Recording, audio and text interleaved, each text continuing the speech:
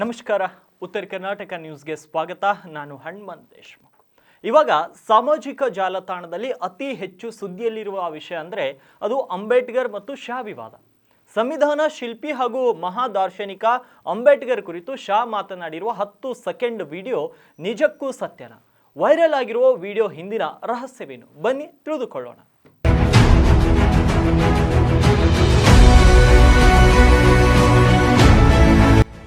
ಕಾಂಗ್ರೆಸ್ ಪಕ್ಷ ಅಮಿತ್ ಶಾ ಭಾಷಣದ ತುಣುಕನ್ನ ತನ್ನ ಸಾಮಾಜಿಕ ಜಾಲತಾಣಗಳಲ್ಲಿ ಹಂಚಿಕೊಂಡಿದ್ದು ಗೃಹ ಸಚಿವರ ವಿರುದ್ಧ ಕಿಡಿಕಾರಿದೆ. ಶಾ ಹೇಳಿಕೆ ವಿರೋಧಿಸಿ ಕಾಂಗ್ರೆಸ್ ಅಧ್ಯಕ್ಷ ಮಲ್ಲಿಕಾರ್ಜುನ್ ಖರ್ಗೆ ಹೇಳಿಕೆ ನೀಡಿದ್ದು ಕೈಪಾಳಯ ಸದನದ ಒಳಗೆ ಮತ್ತು ಹೊರಗೆ ಪ್ರತಿಭಟನೆಗೂ ಇಳಿದಿದೆ. ಸಿಎಂ ಸಿದ್ದರಾಮಯ್ಯ ಕೂಡ ಪತ್ರ ಬರೆದು ಆಕ್ರೋಶವನ್ನ ವ್ಯಕ್ತಪಡಿಸಿದ್ದಾರೆ. ಆದರೆ ಅಮಿತ್ ಶಾ ಹೇಳಿಕೆಯನ್ನ ಕಟ್ ಮಾಡಿ ಬೇರೆ ಅರ್ಥ ಬರುವ ರೀತಿಯಲ್ಲಿ ಹಂಚಿಕೊಳ್ಳಲಾಗುತ್ತಿದೆ ಎಂಬುದು ನಮ್ಮ ತಂಡದ ಪರಿಶೀಲನೆಯಿಂದ ತಿಳಿದು ಬಂದಿದೆ. ಕಾಂಗ್ರೆಸ್ ಸೋಷಿಯಲ್ ಮೀಡಿಯಾದಲ್ಲಿ ಏನಿದೆ? ಅಮಿತ್ ಶಾ ರಾಜ್ಯಸಭೆಯಲ್ಲಿ ಮಾತನಾಡಿದ ಭಾಷಣದ ತುಣುಕನ್ನ ಕಾಂಗ್ರೆಸ್ ಎಕ್ಸ್ ಸೇರಿ ವಿವಿಧ ಸಾಮಾಜಿಕ ಜಾಲತಾಣಗಳಲ್ಲಿ ಹಂಚಿಕೊಂಡಿದ್ದು ಅವರಾಡಿದ ಭಾಷಣದ ಸಾಲುಗಳನ್ನು ಉಲ್ಲೇಖಿಸಿ ಕಿಡಿಕಾರಿದೆ. ಅಂಬೇಡ್ಕರ್ ಅಂಬೇಡ್ಕರ್ ಅಂಬೇಡ್ಕರ್ ಅಂಬೇಡ್ಕರ್ ಅಂಬೇಡ್ಕರ್ ಎನ್ನುವುದು ಈಗ ಫ್ಯಾಷನ್ ಆಗಿಬಿಟ್ಟಿದೆ. ನೀವೇನಾದರೂ ಇಷ್ಟು ಬಾರಿ ದೇವರ ಹೆಸರನ್ನ ಹೇಳಿದರೆ 7 ಜನ್ಮದಲ್ಲಿ ನಿಮಗೆ ಸ್ವರ್ಗ ಪ್ರಾಪ್ತಿಯಾಗುತ್ತಿತ್ತು ಅಂತ ಅಮಿತ್ ಶಾ ತುಂಬಾ ಅಸಹ್ಯಕರ ಮಾತುಗಳನ್ನು ಆಡಿದ್ದಾರೆ. ಬಿಜೆಪಿ ಮತ್ತು RSS ನಾಯಕರಿಗೆ ಬಾಬಾ ಸಾಹೇಬ್ ಅಂಬೇಡ್ಕರ್ ಅವರ ಮೇಲೆ ಅಪಾರ ದ್ವೇಷ ಇದೆ ಎಂಬುದನ್ನ ಇದು ತೋರಿಸುತ್ತದೆ. ದ್ವೇಷ ಯಾವ ಪ್ರಮಾಣದಲ್ಲಿ ಇದೆ ಅಂದರೆ ಅವರ ಹೆಸರು ಹೇಳಿದ್ರೆ ಇವರಿಗೆ ಕಿರಿಕಿರಿ ಆಗುತ್ತದೆ. ಇವರ ಪೂರ್ವಜರು ಬಾಬಾ ಸಾಹೇಬ್ರ ಪ್ರತಿಕೃತಿಯನ್ನ ದಹಿಸುತ್ತಿದ್ರು. ಬಾಬಾ ಸಾಹೇಬ್ರು ನೀಡಿದ ಸಂವಿಧಾನವನ್ನ ಬದಲಾಯಿಸುವ ಬಗ್ಗೆ ಮಾತನಾಡುವವರು ಇವರೇ. ಸಾರ್ವಜನಿಕರು ಇವರಿಗೆ ತಕ್ಕ ಪಾಠ ಕಲಿಸಿದ್ರು. ಈಗ ಇವರು ಬಾಬಾ ಸಾಹೇಬ್ರ ಹೆಸರು ಹೇಳುವವರ ವಿರುದ್ಧ ಕಿಡಿಕಾರಿದ್ದಾರೆ. ಇದು ಅವಮಾನಕರ. ಅಮಿತ್ ಶಾ ಇದಕ್ಕಾಗಿ ದೇಶದ ಜನರ ಕ್ಷಮೆಯಾಚಿಸಬೇಕು ಅಂತ ಕಾಂಗ್ರೆಸ್ ಆಗ್ರಹಿಸಿದೆ. अभी एक फैशन हो गया है, आम्बेडकर आम्बेडकर आम्बेडकर आम्बेडकर आम्बेडकर आम्बेडकर।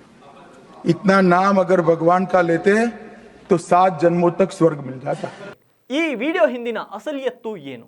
ಕಾಂಗ್ರೆಸ್ ಹಾಗೂ ಆ ಪಕ್ಷದ ನಾಯಕರು ಹಂಚಿಕೊಂಡಿರುವುದು ಅಮಿತ್ ಶಾ ಭಾಷಣದ ಪೂರ್ಣ ಭಾಗಕ್ಕಾಗಿ ನಮ್ಮ ತಂಡ Amit Shah speech in parliament ಅಂತ ಗೂಗಲ್ನಲ್ಲಿ ಹುಡುಕಾಟ ನಡೆಸಿತು. ಆಗ ಸಂಸದ್ ಟಿವಿಯ ಖಾತೆಯಲ್ಲಿರುವಂಥ ಪೂರ್ಣ ಭಾಷಣದ ವಿಡಿಯೋ ಕಾಣಿಸಿಕೊಂಡಿತ್ತು. ಪೂರ್ತಿ ವಿಡಿಯೋ ನೋಡಿದಾಗ ಸಂವಿಧಾನಕ್ಕೆ 75 ವರ್ಷ ತುಂಬಿದ ಹಿನ್ನೆಲೆ ಸಂಸತ್ನಲ್ಲಿ ನಡೆದ ಚರ್ಚೆ ವೇಳೆ ರಾಜ್ಯಸಭೆಯನ್ನ ಉದ್ದೇಶಿಸಿ ಶಾ ಅವರು ಮಾತನಾಡಿದರು. ಇದರಲ್ಲಿ ಅವರು ಕಾಂಗ್ರೆಸ್ಗೆ ಟಾಂಗ್ ನೀಡಲು ಅಂಬೇಡ್ಕರ್ ಅಂಬೇಡ್ಕರ್ ಎಂಬುದು ಈಗ ಫ್ಯಾಷನ್ ಆಗಿದೆ.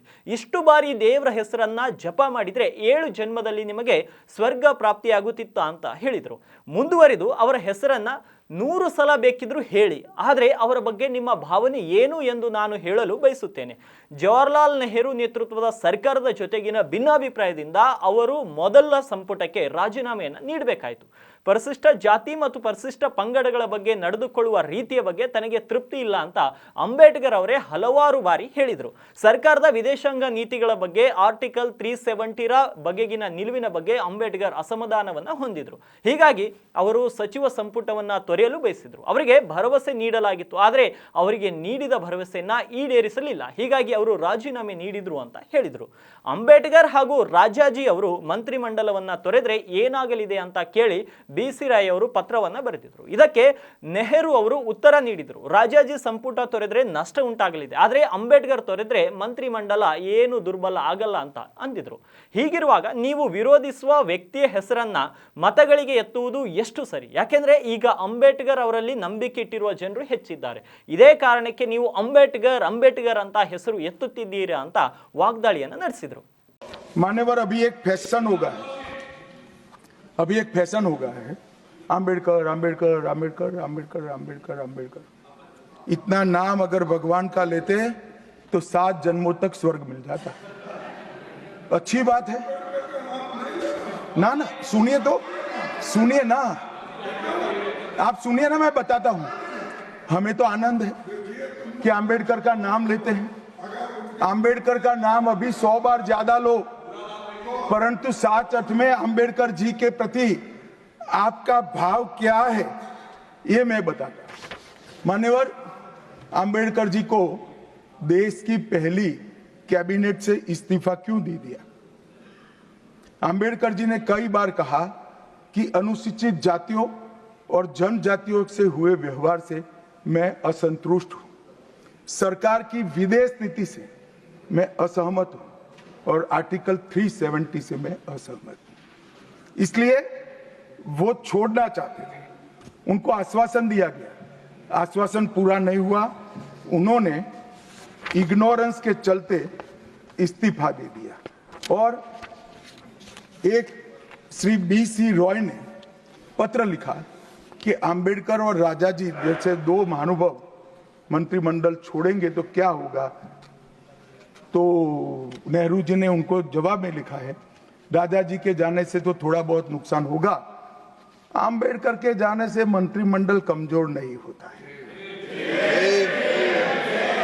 मान्यवर ये विचार जो खड़गे जी कह रहे हैं ना, क्या आपत्ति है, जिसका विरोध करते हो उसका वोट के लिए नाम देना है, कितना उचित है। क्योंकि अब अंबेडकर जी को मानने वाले पर्याप्त संख्या में आ गए हैं, इसलिए आप अंबेडकर अंबेडकर कर रहे हो। मान्यवर, मुंबई के मेयर ने एक पत्र लिखा था कि मऊ में अंबेडकर जी का ಒಟ್ಟಾರೆ ತೀರ್ಮಾನ ಏನು ಅಂತ ನೋಡೋದಾದ್ರೆ ಅಮಿತ್ ಶಾ ಭಾಷಣವನ್ನ ಕುಲಂಕುಷವಾಗಿ ಪರಿಶೀಲನೆ ನಡೆಸಿದಾಗ ಅವರು ಡಾಕ್ಟರ್ B.R. ಅಂಬೇಡ್ಕರ್ ಅವರಿಗೆ ಅವಮಾನ ಮಾಡಿಲ್ಲ ಅಂತ ಮೇಲ್ನೋಟಕ್ಕೆ ತಿಳಿದು ಬರುತ್ತದೆ. ಕಾಂಗ್ರೆಸ್ ಅನ್ನ ತರಾಟೆಗೆ ತೆಗೆದುಕೊಳ್ಳಲು ನೀವು ಮತಗಳಿಗಾಗಿ ಅಂಬೇಡ್ಕರ್ ಹೆಸರನ್ನ ಪ್ರಸ್ತಾಪಿಸುತ್ತೀರಿ. ಅಂಬೇಡ್ಕರ್ ಹೆಸರು ಹೇಳುವುದು ಫ್ಯಾಷನ್ ಆಗಿ ಬಿಟ್ಟಿದೆ ಅಂತ ಕಿಡಿಕಾರಿದ್ರು. ಆದ್ರೆ ಆರಂಭದ ಮಾತುಗಳನ್ನ ಮಾತ್ರ ಕಟ್ ಮಾಡಿ ಹಂಚಿಕೊಳ್ಳಲಾಗುತ್ತಿದ್ದು ಇದು ದಾರಿ ತಪ್ಪಿಸುವ ನಡೆ ಎಂಬ ತೀರ್ಮಾನಕ್ಕೆ ಬರಲಾಗಿದೆ. ಹಾಗಿದ್ರೆ ನಮ್ಮ ಈ ವಿಡಿಯೋದ ಬಗ್ಗೆ ನಿಮ್ಮ ಅಭಿಪ್ರಾಯ ಮತ್ತು ನಮ್ಮ ಈ ತನಿಖಾ ವರದಿಯ ಬಗ್ಗೆ ನಿಮ್ಮ ಅಭಿಪ್ರಾಯ ಏನಿದ್ರು ಕಮೆಂಟ್ ಬಾಕ್ಸ್ ನಲ್ಲಿ ಕಮೆಂಟ್ ಮಾಡಿ ತಿಳಿಸಿ ಮತ್ತು ಗೊಂದಲದಲ್ಲಿರುವಂತಹ ನಿಮ್ಮವರಿಗೆ ಈ ವಿಡಿಯೋವನ್ನ ಶೇರ್ ಮಾಡಿ ತಿಳಿಸಿ.